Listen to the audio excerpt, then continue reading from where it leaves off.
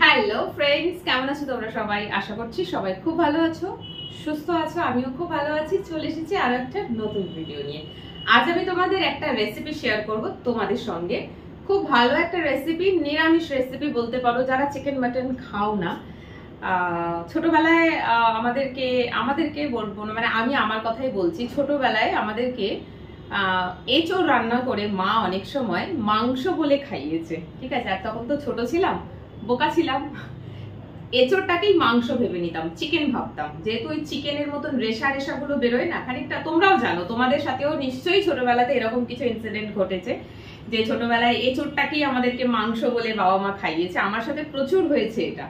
তো খানিকটা মাংসর মতন রান্না করলে কিন্তু এঁচোড় মাংসর মতনই খেতে লাগে। তো আমি আজকে তোমাদেরকে এঁচোড় রান্না করে দেখাবো।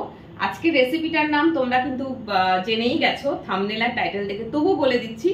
আজ আমি তোমাদেরকে এঁচোড়ের শাহী কোরমা বানিয়ে দেখাবো। খুব ভালো একটা রেসিপি এটা। তোমরা ভাত, রুটি, নান, পরোটা সমস্ত কিছুর সাথে খেতে পারো। তো চলো বেশি দেরি না করে রেসিপিতে চলে যাই। আমি আগেই এসে গ্যাসটা জ্বালিয়ে নিয়েছি। আর রান্নার প্রিপারেশন যেগুলো ছিল অনেকটাই এগিয়ে রেখেছি, কারণ প্রচন্ড গরম। এত গরমে রান্না করাটা ইম্পসিবল। তার মধ্যে আমার আবার ইচ্ছে করেছে শাহী কোরমা খেতে, এঁচোড়ের শাহী কোরমা খেতে। তো ভাবলাম চলো কিছু করতে গেলে, মানে কিছু পেতে গেলে কিছু কষ্ট করতে হয়। তো এখানে হচ্ছে সেটা, কষ্ট করলে কেষ্ট পাবো, মানে একটু কষ্ট করে রান্নাটা করলে ভালো কিছু খেতে পারবো। তো রান্নাটা শুরু করছি। আমি এখানে গ্যাস তো জ্বালিয়ে নিয়েছি, আর এইখানে আমি দিয়ে দেবো হচ্ছে তেল। তোমাদেরকে পার্ট ওয়াইজ আমি বলবো কি কি করছি, কিভাবে করছি। অনেক কিছু প্রিপারেশন করে রেখেছি। আচ্ছা, এঁচোড়ের শাহী কোরমা বানাবার জন্য তো এঁচোড় লাগবেই। তো এই দেখো এঁচোড়, আমি এঁচোড় গুলোকে এরকম ছোট ছোট পিসেস কেটেছি, কাটিনি, সরি ভুল বলছি, আমি কাটা অবস্থাতেই নিয়ে এসেছি। আর এঁচোড় গুলোকে কি করেছি না, একটু ভাপিয়ে নিয়েছি। এঁচোড় একটু ভাপিয়ে নেওয়া ভালো। যদি এঁচোড় খুব কচি হয়, দানা না থাকে, তাহলে ভাপাবার দরকার নেই, সেটা শুধুমাত্র ভেজে নিলেই হয়ে যাবে। আর যদি এঁচোড়ে একটু দানা হয়ে গিয়ে থাকে, যেমনি আমার এই এঁচোড়টায় দেখো একটু একটু দানা হয়েছে, তো আমি কি করেছি, শুরুতে এটাকে ভাপিয়ে নিয়েছি, একটু সিদ্ধ হয়ে গেছে। এইবারে আমি এটাকে ফ্রাই করব। তো এখানে গ্যাসে কড়া চাপিয়ে তেল দিয়ে দিয়েছি, রিফাইন অয়েল দিয়ে এবারে আমি এঁচোড়গুলোকে এর মধ্যে ছেড়ে দেবো। একটু লাল লাল করে এগুলোকে ভেজে নিতে হবে। তো দেখো আমি কিভাবে দিচ্ছি, একটা একটা করে এঁচোড়। চাইলে একসাথে সব দিয়ে দিতে পারি, বাট একসাথে সব দিলে না এঁচোড়ের মধ্যে যে একটা লাল লাল ভাব না, সব এঁচোড়ে আসবে না। সেই জন্য আমি এই যা এঁচোড় তোমরা দেখতে পাচ্ছ, এটাকে দুবারে ফ্রাই করব। এঁচোড়গুলো সব ভাজা হয়ে গেছে লাল লাল করে। এটা হচ্ছে সেকেন্ড পার্টে ভাজা। তোমাদেরকে দেখিয়েছিলাম ফার্স্ট পার্টে এতটা এঁচোড় ভাজা হয়ে গেছে। দেখো ঠিক এরকম গায়ে হালকা লাল হলেই হবে, ঠিক আছে? আবার এই যে এঁচোড়টা আমি সেকেন্ড পার্টে দিয়েছি, এটাই হচ্ছে লাস্ট। আর এঁচোড়গুলো যখন ভাজছিলাম তখন এর মধ্যে একটু ওপর থেকে নুন ছড়িয়ে দিয়েছি। এঁচোড় ভাজার সময় ওপর থেকে যদি নুন ছড়িয়ে দাও, তাহলে এঁচোড়গুলোর ভিতরেও একটু নুন চলে যাবে, নাহলে ভিতরটা যখন এঁচোড়টাকে তোমরা খাবে চিবিয়ে, ভিতরটা একটু ফ্যাকাশে লাগবে। তো যাই হোক, এটা আর একটু বাকি আছে ভাজা হতে, আর একটুখানি দাগ ধরে যাক, তারপরে আমি নামিয়ে নেবো। ততক্ষণ তোমাদেরকে বলে দিই এই রান্নাটা করতে কি কি লাগবে। এই রান্নাটা করতে লাগছে আদা রসুন পেস্ট, এর মধ্যে এটা গ্রিন দেখতে পাচ্ছ কারণ এর মধ্যে একটু কাঁচা লঙ্কাও আমি দিয়ে দিয়েছি। সঙ্গে লাগছে পেঁয়াজের পেস্ট, লাগবে হচ্ছে কাজু আর চার মগজের পেস্ট। আমি কাজু আর চার মগজ বেটে, মানে ওটাকে আগে ভিজিয়েছিলাম, তারপর ওটার একটা পেস্ট বানিয়েছি। আর এর মধ্যে রয়েছে একটু টক দই, তিনটে মিক্স করে একটা পেস্ট বানানো। এখানে ফোড়ন হিসেবে লাগবে হচ্ছে তেজপাতা, এলাচ, লবঙ্গ, দারচিনি, আর লাগবে গোটা জিরে। সঙ্গে লাগবে কিছু কাঁচা লঙ্কা, ঘি, গরম মশলা আর গুঁড়ো হলুদ যা আমরা ইউজ করি সেটা। এই তরকারিতে কিন্তু টমেটোমের কোনো ইউজ হবে না। তো তোমাদেরকে দেখিয়ে দিলাম রান্না করতে আমি কি কি সরঞ্জাম ইউজ করছি। তো এই যে এঁচোড়ের জায়গায় গাজর বলছি, এঁচোড়টা ফ্রাই করা হয়ে গেছে। এবার আমি এটাকে নামিয়ে নেবো। চলো এবারে তোমাদেরকে একটু ক্লোজ ভিউ করে দেখাই। এঁচোড় তো ভাজা হয়ে গেছে। এইবারে আমি কড়াইতে আবার রিফাইন অয়েল দিয়ে দিচ্ছি।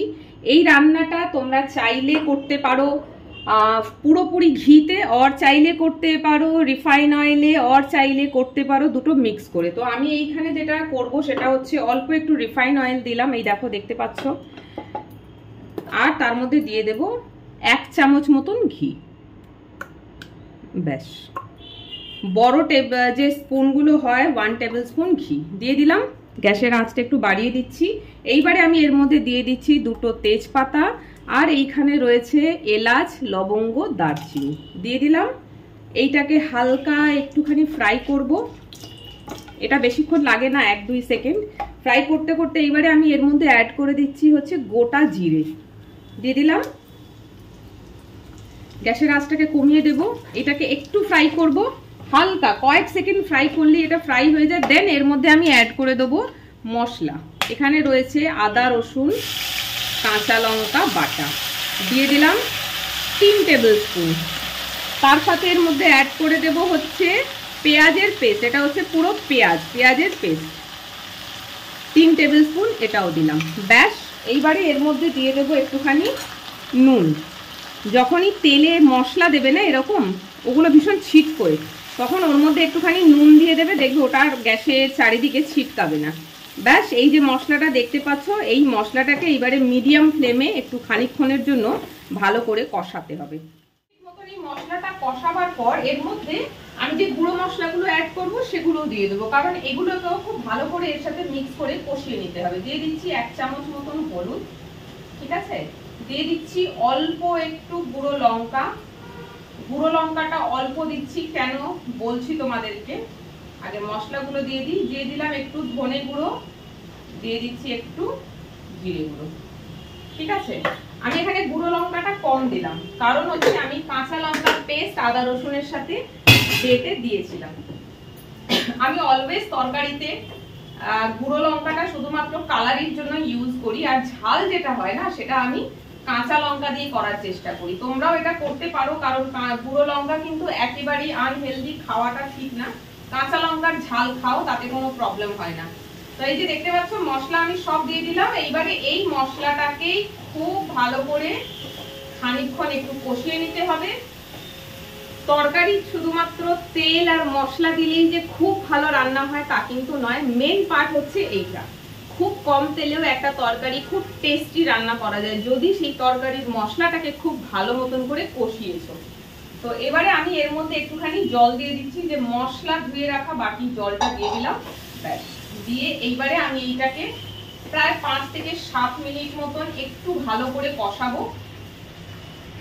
কষানো হয়ে গেলে তারপরে এর মধ্যে আরো বাকি কি অ্যাড করছি সেটা তোমার। মশলা খুব ভালো করে কষানো হয়ে গেছে, দেখতেই পাচ্ছ মশলা থেকে তেল ছাড়ছে। এইবারে আমি এর মধ্যে অ্যাড করে দিচ্ছি এই 6-7 খানা মতন কাঁচা লঙ্কা, যার মুখগুলো একটু করে চিড়ে দিয়েছি। ঠিক এই কারণেই আমি বলেছি যে আমি গুঁড়ো লঙ্কা কম দিলাম, কাঁচা লঙ্কা পেস্টও দিয়েছি, আবার কাঁচা লঙ্কা একটু গোটা দিলাম। নাও আমি এর মধ্যে অ্যাড করে দেবো আমি দই, কাজু বাদাম আর 4 মগজের যে পেস্ট বানিয়ে রেখেছিলাম সেই পেস্ট। আর এই পেস্ট যখন অ্যাড করা হবে গ্যাসের আঁচটা কিন্তু একদম কমিয়ে দিতে হবে, কারণ এই 4 মগজ আর কাজুর পেস্ট করাতে খুব তাড়াতাড়ি ধরে যায়। ব্যাস, এইটা দেওয়ার পর এইটাকে খুব ভালো করে মিক্স করতে হবে মশলার সাথে ভালো করে মিক্স করে নিতে হবে। হালকা একটু আঁচটা বাড়িয়ে দিচ্ছি। এরপর আমি এই যে বাটিটা দেখতে পাচ্ছ যার মধ্যে কাজুর পেস্টটা ছিল, ধুয়ে একটুখানি জল দিয়ে দিলাম। ব্যাস, এইটাকে খুব ভালো করে একটু খানিকক্ষণ মিক্স করে নিতে হবে। নিয়ে আমি এর মধ্যে এঁচোড়টা দিয়ে দেবো। একটু খুব ভালো করে কষিয়ে নিলে না এটা মেল্ট হয়ে গিয়ে খুব সুন্দর একটা কালার আসবে। তারপরেই আমি এঁচোড়টা এতে অ্যাড করে দেবো। ভালো করে কষানো হয়ে গেছে, এইবারে কড়াই ধরে যাচ্ছে। এইবারে আমি এর মধ্যে অ্যাড করে দেবো এই যে মেন পার্ট এঁচোড় দিয়ে দিচ্ছি। এঁচোড়টা দেওয়ার পর ওই মশলার সাথে মানে গ্রেভিটার সাথে এঁচোড়টাকে খুব ভালো করে মিলিয়ে দিতে হবে। খানিকক্ষণ একটু সময় লাগবে, খুব ভালো করে মিলিয়ে দেব। দিয়ে তারপরে এর মধ্যে আমি জল দিয়ে দেবো। গ্যাসের ফ্লেমটা বাড়িয়ে দিলাম। দারুণ রান্না হয়, এই রান্নাটা একদিন করে দেখো। আমি অনেক বছর পর করছি। সব থেকে প্রথম ইউটিউবে আমি যদি কিছু চ্যানেল মানে যদি কোনো চ্যানেল খুলে দেখি সেটা হচ্ছে কুকিং চ্যানেল। সেটা খুলেছিলাম করোনা ঠিক পরে 2021 সাল নাগাদ খুলেছিলাম, ঠিক আছে। তো আমি ওটা বেশি দিন রান করতে পারিনি। তো আমার ওই চ্যানেলে এঁচোড়ের শাহী কোরমার রেসিপি আছে। আজকে আমি নিজেরই পুরনো ভিডিও দেখে আজকে রান্নাটা বানাচ্ছি। ভুলে গেছিলাম অ্যাকচুয়ালি কিভাবে বানাবো। ব্যাস, এই যে মিক্স করা হয়ে গেছে। এবার আমি এর মধ্যে জল দিয়ে দিচ্ছি। জল কিন্তু খুব বেশি পড়বে না, হিসেব মতন জল দিতে হবে। কারণ তরকারিটা না একদম মাখো মাখো মতন হবে, ঝোল রান্না কিন্তু হবে না। বেশি জল দিলে মুশকিল হবে, বেশি জল দিলে তখন এই যে মশলাগুলো দেওয়া হয়েছে না, মশলার অনুপাতটা কমে যাবে, দিয়ে তরকারির স্বাদ কিন্তু একদম বদলে যাবে। তো এই যে আমি দিয়ে দিলাম জল, আর একটু দেবো, ব্যাস, আর জল দেবো না। এই সময় তরকারি নুন একটু ভালো করে চেক করে দেখে নিতে হবে। আমি একটু দেখে নিই।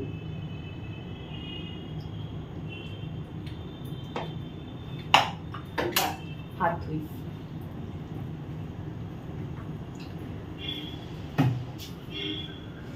এই যে এর মধ্যে একটু নুন পড়বে, নুন কম আছে, একটু নুন দিলাম, দিয়ে দেবো অল্প একটু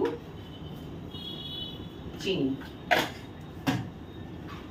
এঁচড় আমি আগে ভাপিয়ে নিয়েছি, তারপরে এঁচড়টাকে আবার ভেজেছি, আর এঁচড় খুব বেশি মানে দানা মোটা হয়ে যায়নি, তাই এঁচড়টা কচিই ছিল, তাই এই এঁচড় রান্না করতে খুব বেশি সময় লাগবে না। এইবারে আমি এর লিডটা চাপা দিয়ে রাখলাম, আঁচটা কম করে দিচ্ছি, কম করে দিয়ে এটা 5 থেকে 7 মিনিট মতন একটু ফোটাবো, তারপর আর বাকি কি অ্যাড করছি সেটা তোমাদেরকে দেখাবো। রান্না কিন্তু হয়ে গেছে, এবার হচ্ছে ফাইনাল টাচ, ফিনিশিং যেটা করবো সেটা তোমাদেরকে বলি। 1 মিনিট। এইবারে সব থেকে শেষে যেটা আমি করবো সেটা হচ্ছে এইখানে একটু গরম মশলা অ্যাড করে দেব। গরম মশলা না দিলে কিন্তু তরকারির স্বাদ আসবে না। এটা এর মধ্যে চামচ আছে, আমি এবার চামচ বার করছি। 1 চামচ মতন একটু গরম মশলা অ্যাড করে দিলাম, আর ওপর থেকে একটু দিয়ে দিতে হবে ঘি। ঘিটা খুব ইম্পর্টেন্ট, এখানে ঘি কিন্তু দিও, পুরোটা ঘি রান্না না করলেও একটু ঘি দিতে হবে।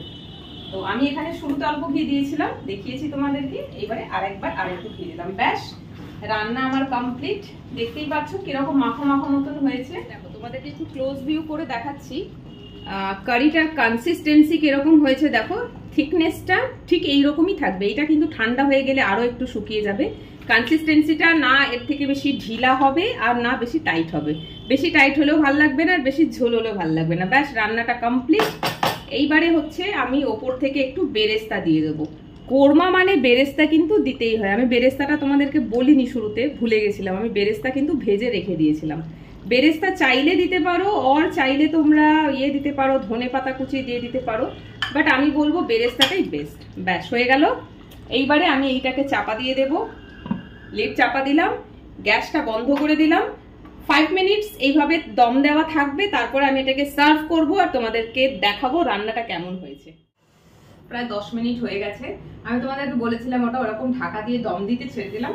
প্রচন্ড গরম, আমার অবস্থা দেখো, তাও তো আমি ঘাম মুছে নিয়েছি। শুরু থেকে যা ঘাম ছিল, থাকলে মানে আমাকে দেখে মনে হবে আমি স্নান করে শাড়ি পরে বেরিয়েছি। তো যাই হোক, এইবারে পালা হচ্ছে রান্নাটা টেস্ট করে দেখার। আমি জাস্ট একটুখানি এঁচড় আর একটুখানি গ্রেভিটা নেব। এই যে রান্নাটা করেছি, এতটা আমি তো খাবো না, বাড়ি নিয়ে যাবো। আমি এখানে খুব রেয়ার রান্না করি, আর যখনই করি বাড়ি নিয়ে যাই। তো এই যে অল্প একটুখানি নিয়েছি, জাস্ট টেস্ট করব তোমাদের সামনে রান্নাটা কেমন হয়েছে। এঁচড় কিন্তু খুব ভালো সিদ্ধ হয়ে গেছে। এই যে অনেক গরম আছে,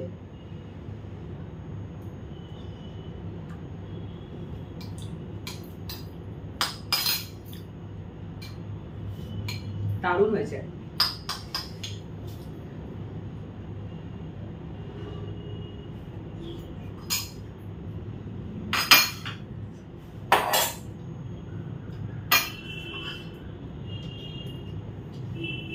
এখন তো তরকারিটা কড়াইয়ের মধ্যেই রয়েছে, এখন এতেই থাক। যখন বাড়ি যাব তখন এটাকে আমার ওই যে স্টোরেজ কন্টেনারে করে নিয়ে যাব, তাতে শিফট করব। আর উপর থেকে আবার একটু বেরেস্তা ছড়িয়ে দেবো, কারণ এতে যে বেরেস্তা দিয়েছি যখন আমি ট্রান্সফার করব আমার স্টোরেজে, যেটাতে করে নিয়ে যাব, তখন বেরেস্তাগুলো সব ঘেটে যাবে, খুঁজে পাওয়া যাবে না। আমি কি করব, তরকারিটা আগে স্টোরেজে নিয়ে নেবো, তারপর উপর থেকে বেরেস্তাটা দিয়ে দেবো, তাহলে যখন ওখানে গিয়ে খুলবে খাবার আগে বেরেস্তাটা দেখা যাবে। তো যাই হোক, চলো। এত গরমের মধ্যেও আজকে 41 ডিগ্রি টেম্পারেচার। আজকের দিনটা বলে দিচ্ছি, আজ হচ্ছে শনিবার 20 তারিখ। 20 তারিখে ভিডিওটা বানাচ্ছি, হয়তো আজকে এটা পোস্ট হবে না, হয়তো কি এখন সন্ধে হয়ে গেছে, আজ এটা পোস্ট হবে না। এডিট করে পাবলিশ করবো কবে আমি জানি না, দেখছি। মানে আমি শুধু তোমাদেরকে ডেটটা এই কারণে বলছি, আজকে গরম 20 তারিখ, আজকে 41 ডিগ্রি টেম্পারেচার ছিল, তাও বানিয়েছি। অন্যদিন রান্না করি না, আজকে এত গরমের মধ্যেও রান্নাটা করেছি, কারণ খুব খেতে ইচ্ছে করছিল। আসলে এঁচড় তো সারা বছর পাওয়া যায়, কিন্তু এই সময় যতটা ভালো এঁচড় পাওয়া যায় সারা বছর অতটা ভালো এঁচড় পাওয়া যায় না। তো এটাই হচ্ছে এঁচড়ের সময়। আর কিছুদিন পর কিন্তু এই কচি এঁচড় গুলো পাওয়া যাবে না, এরপর পেকে যাবে। অলরেডি অনেক এঁচড় পেকেও গেছে, কাঁঠাল হয়ে যাবে এরপর। খুব খেতে ইচ্ছা করছিল, তো ভাবলাম চলো খেতে গেলে একটু কষ্ট করতে হবে, তাই এত ঘেমে চান হয়ে আজকে আমি রান্নাটা করলাম। তো খুব ভালো একটা রেসিপি তোমাদের সাথে শেয়ার করলাম। যারা চিকেন মাটন খাও না, এটা কিন্তু তাদের জন্য বেস্ট, আমার জন্য বেস্ট। বিকজ রিসেন্টলি 2 মাস কি 3 মাস, 2 মাস হবে আমি চিকেন মাটন খাওয়া আপাতত ছেড়ে দিয়েছি। ইচ্ছে করে না চিকেন মাটন খেতে। তো এই 2 মাস মতন হবে আমি কিন্তু একেবারে চিকেন মাটন কিনিনি, বানাইনি, দাঁতেও কাটিনি, মানে ইচ্ছেই করে না তাকাতে। তো আমার জন্য এখন এটাই চিকেন। তো আমার মতো যারা আছো, যারা চিকেন মাটন খাও না, পছন্দ করো না, তারা কিন্তু এইভাবে রান্নাটা করে খেতে পারো। রেসিপিটা ফলো করে একবার অন্তত বানিয়ে দেখো, কেমন লাগলো কমেন্ট করে জানিও। আশা করছি ভালো লাগবে। ভালো লাগলে তো অবশ্যই জানাবে। আর আজকের ভিডিওটা এখানেই অফ করছি। সবাই ভালো থেকো, সুস্থ থেকো, টাটা।